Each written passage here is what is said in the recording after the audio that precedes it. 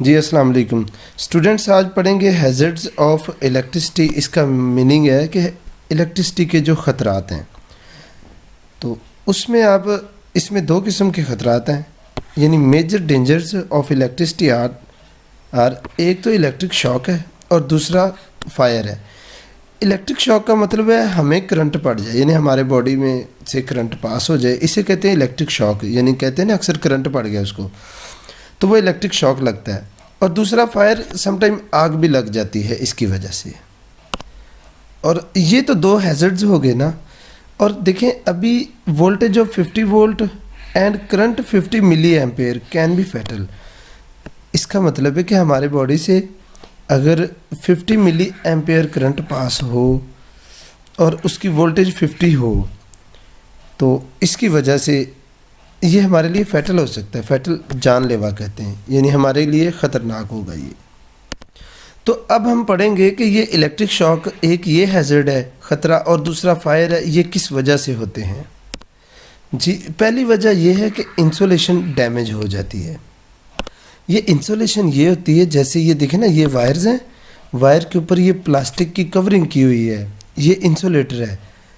तो यानी इंसुलेटर की कवरिंग की होती है वायर के ऊपर, तो ये इंसुलेशन है, यानी ये जो प्लास्टिक है ना इसके ऊपर चढ़ा हुआ है, इसको बोलते हैं इंसुलेशन। अगर ये डैमेज हो जाए उसकी वजह से फिर हमें करंट पड़ सकता है, यानी इलेक्ट्रिक शॉक लग सकता है। और दूसरा हैज़र्ड है फायर। इस वजह से आग भी लग सकती है। अगर ये इंसुलेशन उतर जाए ना वायर्स के, तो आग भी लग सकती है, फायर। तो अब ये कैसे लगती है आगे बताता हूँ, बल्कि पहले तो हम ये देखते हैं कि ये इंसुलेशन डैमेज कैसे होती है। ये देखें, लिखा है when electrical current exceeds the rated current carrying capacity of the conductor. यानी हर कंडक्टर की एक करंट कैरिंग कैपेसिटी होती है। अगर आपका इलेक्ट्रिक करंट उससे एक्सीड कर जाए, एक्सीड का मतलब ज़्यादा हो जाए, यानी एक वायर है जिसने 3 एम्पेयर करंट लेके जाना है, तो अगर आप उसमें से 5 एम्पेयर का करंट पास करोगे तो उससे क्या होगा, वो करंट एक्सीड हो गया, उसकी ये रेटेड वैल्यू है, आपने करंट उसमें से 5 एम्पेयर ज़्यादा कर दिया, और उससे फिर क्या होगा, फिर कहा it can damage insulation. Insulation damage हो जाएगी, कैसे? Due to overheating of the cables ज़्यादा गर्म हो जाएंगी। जब वो गर्म होंगी तो उनके ऊपर ये जो इंसुलेशन है ये डैमेज हो जाएगी। एक तरीका हो गया कि जिसके ज़रिए इंसुलेशन डैमेज होती है, वो ओवर हीटिंग हो गई। और नेक्स्ट ये भी अगले पैराग्राफ में लिखा हुआ है, कांस्टेंट फ्रिक्शन में also remove insulation from the wire. यानी फ्रिक्शन हो ना, रगड़ लग रही हो, तो उससे भी ये रिमूव हो जाती है। और दूसरा था, और ये तीसरा मेथड है, टू मच मॉइस्चर। अगर ज़्यादा नमी है ना, या वायर्स पानी के अंदर पड़ी हुई हैं, ऑल्सो डैमेजेस द इंसुलेशन, इससे भी डैमेज हो जाएगी। जी, अब हम ये पढ़ेंगे शॉर्ट सर्किट। इंसुलेशन डैमेज की वजह से भी शॉर्ट सर्किट हो जाता है। तो इधर ये एक शॉर्ट सर्किट का मेथड हम पढ़ेंगे। Short circuit occurs when a circuit with very low resistance कम वाला सर्किट बन जाए ना, यानी ऐसा सर्किट जिसकी रेजिस्टेंस लो हो, तो उससे शॉर्ट सर्किट हो जाता है। अब देखें, जब लो रेजिस्टेंस होगी तो कॉजेज द करंट, इससे current to be very large, current ज़्यादा पास होगा। आपको पहले ही पता चल गया, जब करंट ज़्यादा पास होगा तो फिर उसके अंदर से हीट भी ज़्यादा प्रोड्यूस होगी। और दूसरी बात ये कि ये लो रेजिस्टेंस वाला सर्किट बनता कैसे है, ये ज़रा नोट करें। ये एक सर्किट बन गया है, तो सर्किट के अंदर से ये जो चार्जेस पास हो रहे हैं, ये इलेक्ट्रॉन्स आपको नज़र आ रहे हैं। तो अब देखना क्या होता है, ये एक बल्ब है तो इलेक्ट्रॉन देख लें आपके सामने हैं कितने। अब मैं एक और इसके पैरेलल एक और बल्ब लगाने लगा हूँ, देखें, उससे देखें इस सर्किट से अब इलेक्ट्रॉन से ज़्यादा हो गए हैं। तो क्या पता चला, जब पैरेलल में ऐसे आप इलेक्ट्रिकल अप्लायंसेस लगा देते हैं ना, यानी बल्ब, फ़ैन, कोई चीज़ें भी, यानी अपने घर में ज़्यादा चीज़ें जब ऑन करते हैं, उसकी वजह से देखिए करंट ज़्यादा पास होना शुरू हो जाता है। यानी अब देखें, जब ये एक बल्ब लगा हुआ है ना, तो इसकी रेजिस्टेंस ज़्यादा है किसकी, पूरे सर्किट की इक्विवेलेंट रेजिस्टेंस। जब आपने एक और बल्ब लगा दिया तो जब पैरेलल में ज़्यादा लग गए ना कंपोनेंट, तो इस पूरे सर्किट की इक्विवेलेंट रेजिस्टेंस कम हो जाती है, तो उसकी वजह से करंट ज़्यादा फ्लो होता है। तो ये देखिए आपकी बुक यही बता रही है, when appliances are connected in parallel में लगाएंगे ना जब अप्लायंसेस, क्या होगा, each additional appliance placed in the circuit reduces the equivalent resistance, कम हो जाएगी इन द सर्किट, एंड फिर क्या होगा, इंक्रीजेस द करंट, करंट ज़्यादा हो गया था आपने देखा ना थ्रू द वायर्स।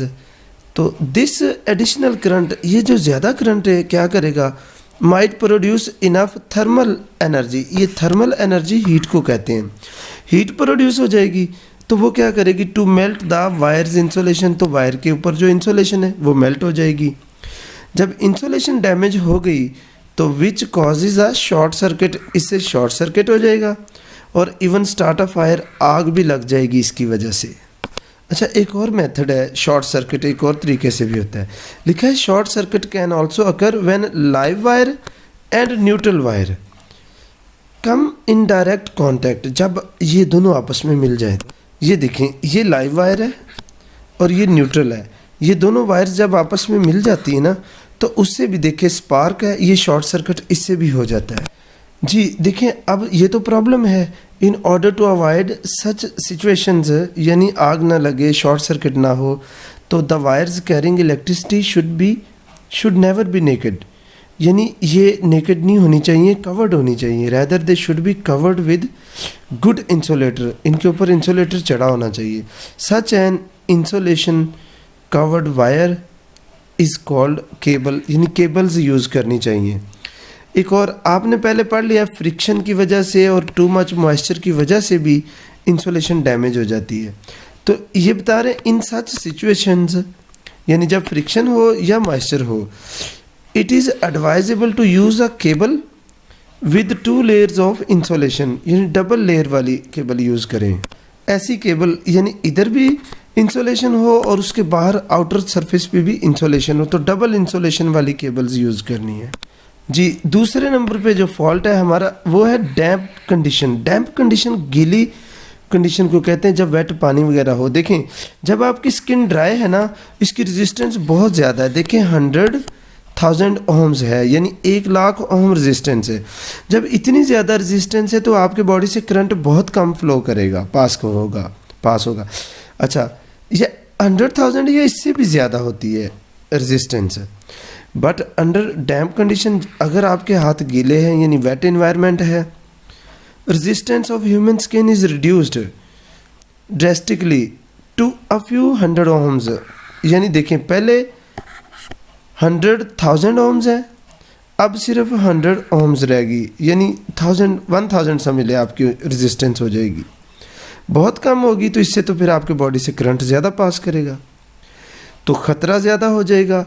इसलिए आपने बचना है, क्या करना है, therefore never operate any electrical appliance with wet hands, गीले हाथों से आपने कभी भी ऑपरेट नहीं करना। बटन वगैरह क्या लिखा है, also keep switches, plugs, sockets and wires, इन सबको ड्राई रखना है आपने।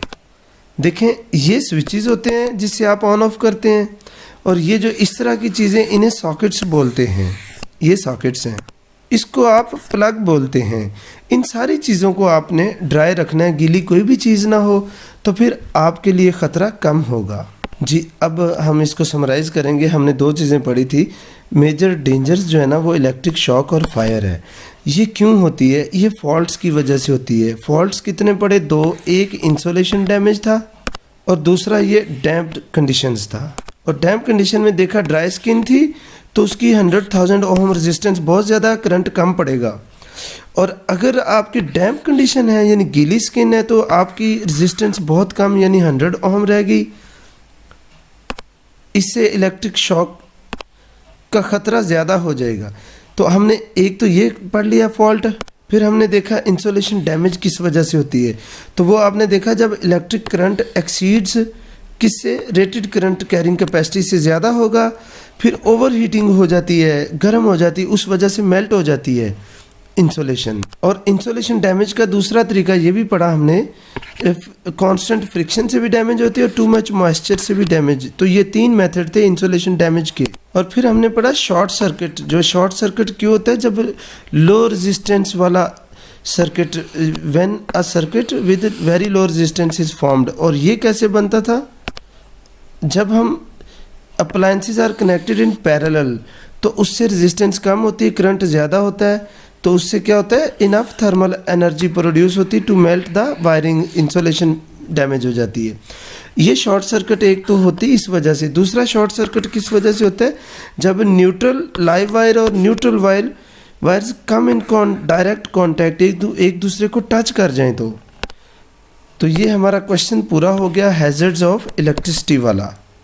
थैंक यू, अल्लाह हाफिज़।